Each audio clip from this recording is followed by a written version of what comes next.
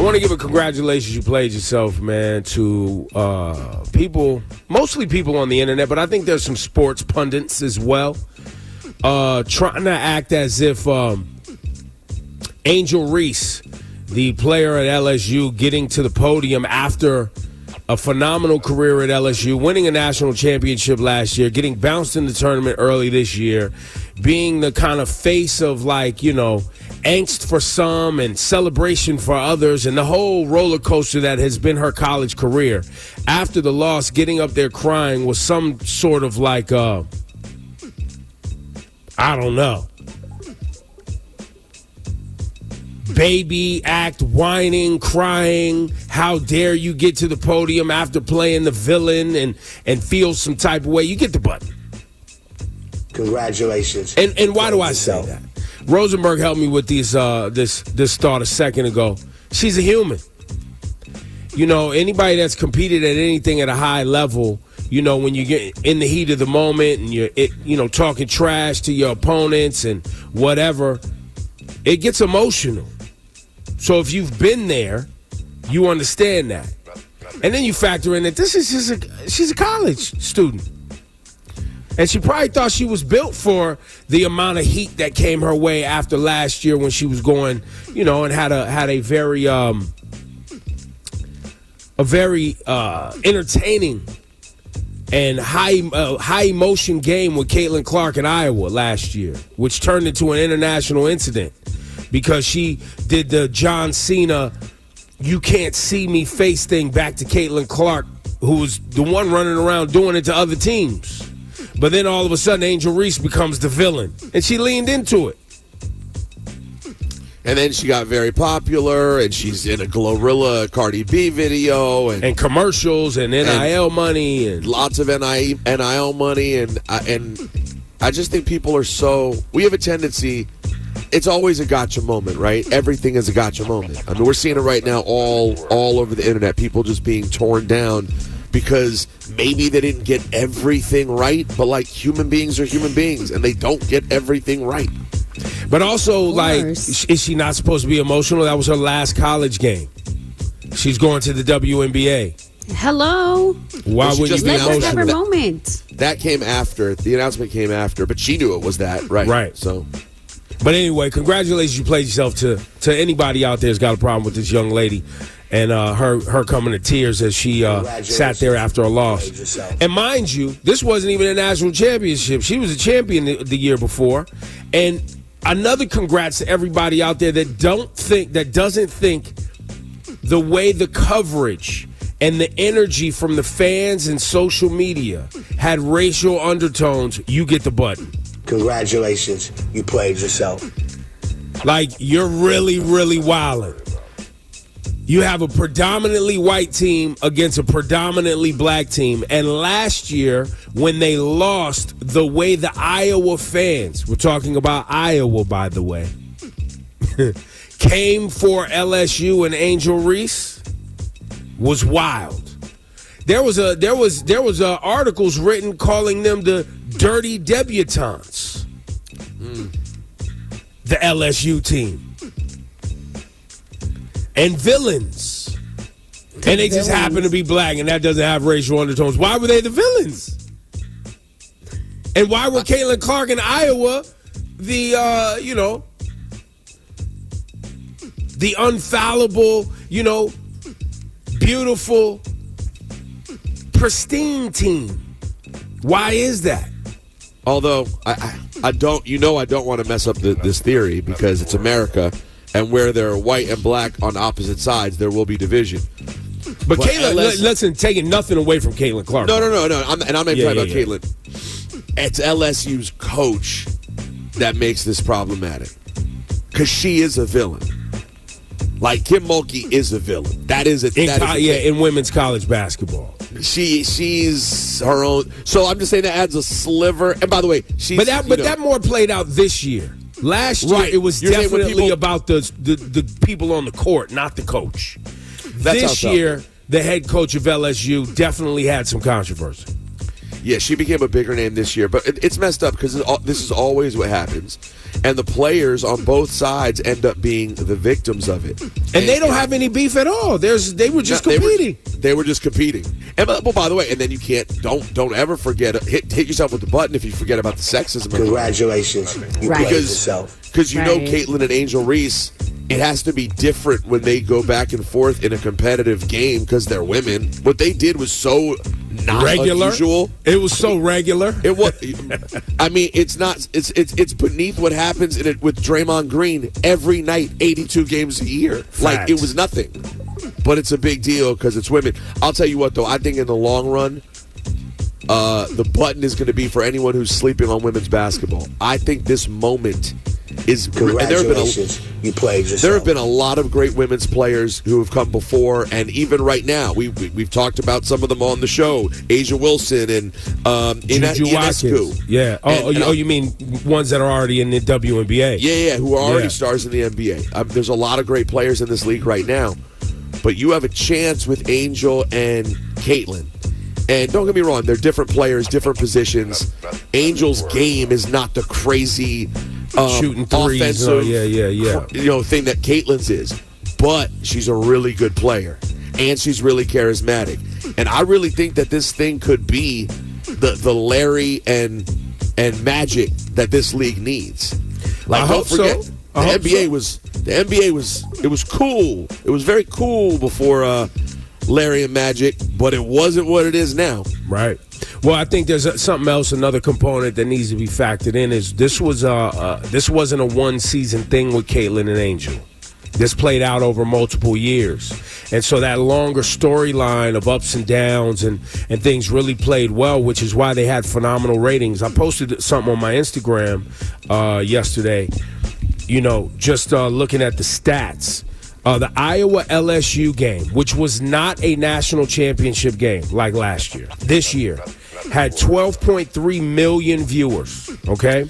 That's more than every women's college basketball game ever, every ESPN college basketball game ever, every MLB game last season, every NHL game last season, every MLS game last season, every NBA game last season except one, and every college football regular season game last season except one. This game. Now, does that speak well for women's basketball? Absolutely. And I hope it continues. But it also speaks about this rivalry between these two teams and specifically these two individuals. And I go back to the racial undertones, which adds a little bit more fuel on the fire, where there's just a little bit more energy. There's good, there's bad, there's this, there's that. There's more of a storyline there. And so if women's college basketball wants this, I hope they don't lean into more storylines that have racial undertones. Let's hope that doesn't happen. I think this story. Remember how much Larry and Magic had a racial undertone? Yes, obviously, it did. Maybe overtones then, right? It was loud. But as the years went on, it sort of changed. You knew they were friends. It became into more of a basketball rivalry. And then, of course, obviously, it's always just idiots on the outside who hype that up. That's right. In this era, I think that part of it, I even felt it down this year from last year. That's right. My hope would be they go to the league. I think Caitlin Clark is 100%. She's going first. I believe she's going to Indiana. I think that's the known deal. So depending on where Angel Reese ends up, you hope it just ends up being that you have these two cool pillars for the league who are rivals, and any of the nastiness kind of gets left behind. Well, but it's America. Make no mistake, Caitlin Clark deserves it all. She is the highest scoring basketball player in college basketball, period, end of discussion, all time. And she deserves all the accolades. Laura, what you got on your list today? 100%. So you guys know that we have a solar eclipse coming. It's coming on Monday. Yeah. Oh, man. It's supposed to be a big deal. But guys, people have told you over and over, NASA has warned you, please don't be one of those idiots that goes out there and tries to catch the diamond ring, as they call it, and leave with spots in your vision. You're not supposed to stare at these things directly. They've told you over and over and over not to do that. So I just, I've seen people on social media, like, and I know there's going to be some idiots. They're going to try to get it for content. Someone's going to walk away with spotted vision. I know it's going to happen. Please, don't be one. Don't be that person. Don't be be that person and report to us. And let us know how it goes. Oh God! Get the button. So we get the button. Just don't. Congratulations, you played yourself. Yeah, Rosenberg, what you got today? Well, I mean, this segment, as you guys know, covers a lot of different things. We go from the very light to the very intense, and we have not spent a lot of time yet on. Well, I think we did a little bit on the death of the 7 World Central Kitchen. Oh yeah, crew members, Gaza, aid workers in Gaza, who were killed by the IDF. When they were completely minding their own business, doing what they were supposed to be doing. Oh, and add in, approved to be doing what they're supposed to be doing by the Israeli government and the IDF. So they're in labeled cars. They're not near anything. This is not the first time something like this has happened. We had it happen with press members several months ago. Do you remember there was a handful of press members? Well, over 100 humanitarian aid workers and press people have been killed. I know the press number I thought alone was like 90 or something like that. Yeah. Guys, World Central Kitchen does God's work, bro. All they do, for people who don't know, just Google them. Like, they feed people in the worst areas. Haiti, the Congo, Sudan, Gaza. Like, they literally go out of their way just to provide food. So they were struck down in cold blood by the IDF. Of course, the IDF is claiming mistake. Everyone who's investigated this is just like, there's no room for this to be a mistake. Like, you can't use the word mistake loosely with military operations. Yes. If there's no one else around, I'm sorry, at some point that has to get looked at as, at best, extreme sloppiness to the point of you just don't even care what you do. And at the worst, you just blatantly said they're fine and then killed them. It's evil. It's evil. So it's evil. Ugh.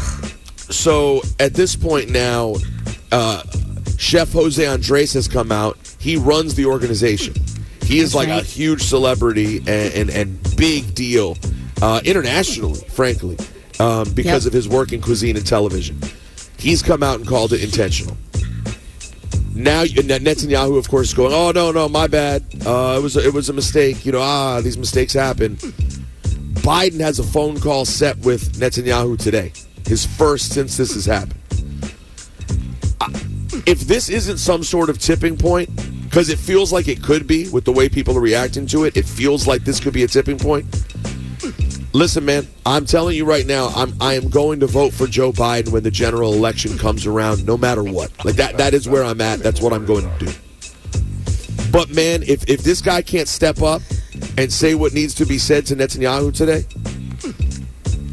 if he just simply expresses frustration while we continue to fork over money, like, this is our war too, bro.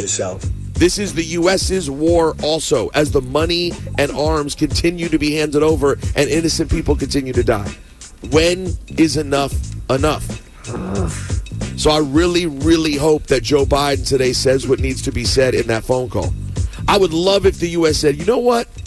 Hey, let me talk to you real quick, Ben. No, BB, let me talk to you. This is a wrap. This is over. We're not participating anymore. It's not happening, bro. Right. It's not happening. It's just not happening. It's not, and the reason it's not happening, and you know the reasons, Rosenberg. I know you're being honestly. It starts to go beyond. I'll tell you, it honestly starts to go beyond what I know. I don't understand anymore. I don't care how influential AIPAC is. I don't get it. But then the level of the country, generational the generational investment of funds in that strategic location, right? Like, they still want many people in this country and in our U.S. government still want to be a part of the financial upside of the aftermath, the rebuild. They still want the geographic location. They still are being funded by AIPAC or whatever, religious conservative or whatever the donors are. Like, it's just so. But do you realize how insane it is? All those things that you just mentioned, all the companies that stand to make money, right? the extreme Christian right, which barely gets talked about in this situation. It's all done in the name of my people. It is a lie. We've talked on this show so many times about how Jews are just pawns in the game and used whenever it's convenient. It's about protecting the Jewish people. God, y'all know that what's happening right now is not protecting Jewish people. Not only is it not protecting, not only is it not making obviously Gaza is in shambles. We've lost 30,000 people, and God knows how long it'll take to rebuild if it ever can be. But how can you say that Israel's going to be safer? And furthermore, what are you going to do if, God forbid, Islamic jihadist groups start saying, we're going to start doing things, and attacks come to U.S. soil? What are we going to do then? Are you still going to keep supporting it? Are American Jews safer when you know that anti-Semitism is only on the rise because people conflate Israel and Judaism because it's intentionally meant to conflate and confuse people? And after all this, what do you think? How do you think the world is going to feel about Israel? Yo, Rosenberg. Is it going to be safer? Right. No. Are you really ever going to be able to go back there and feel safe? Rosenberg. Yes, sir. Are we at the point where you have to look at Israel and Jews worldwide and hit the whole thing with the button?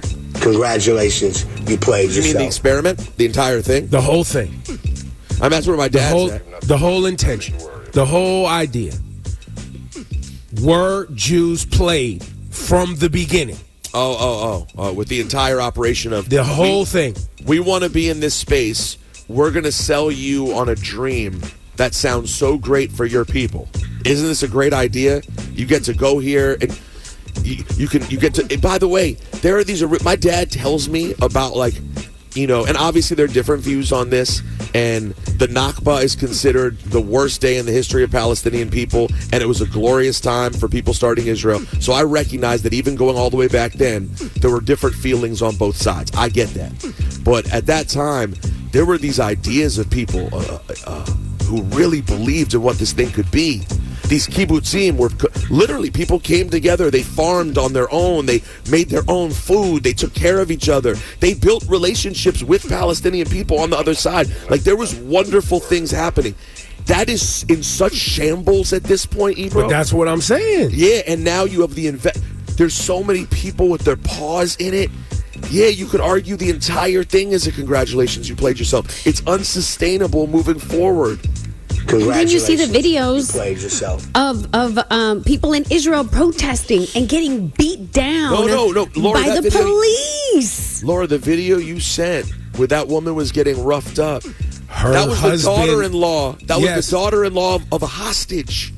I know. And she wasn't getting roughed up. She was getting beat, brutally beat. Because I saw other videos and I was like, and you know what? All the comments that I saw are people like this, everybody was completely against it. And I just feel like there's a lot of voices in Israel who are completely against all of this too. And they're just being silenced. But by the way, this is the other part of the congrats. Why I say the whole thing's a congrats. How is Netanyahu still in charge? When prior to October 7th, damn near more, I think it was 60% of the country wanted him gone. Tens of thousands, hundreds of thousands of people were protesting the man every weekend before October 7th. But listen, you can say a lot of things about Bibi. He's pure evil. I hate his guts. He's not stupid. He knew he knew what was going to happen, and he's never going to stop, because if he stops, the second this whole thing stops, and that enraged patriotism that you can only create with war, once that dies down and people go, so what really did happen on October 7th? Was that? He knows people have short-term memory. So you got to just keep this war going so no one stops to do that. This is his thing. And him and his cronies, this is their thing. They don't care about the hostages. Listen, just like we know Hamas does not give one damn about Palestinians dying in Gaza as they sit in Qatar and not even there. They just want to keep bringing in money and raise their cause. That's the same thing right now that Bibi and this government's doing. They don't care either way. The war just has to keep going. Using people. You have a war happening, guys. where neither side truly cares about the people who are involved. Netanyahu's family, Netanyahu's son lives in Miami, like South Beach or something? Yeah. In like a multi-million-dollar condo, just chilling? Yeah. I mean, listen, Bibi's American, essentially. Yeah. Went to He moved there when he NYU. was he moved there when he was like 20 years old, bro.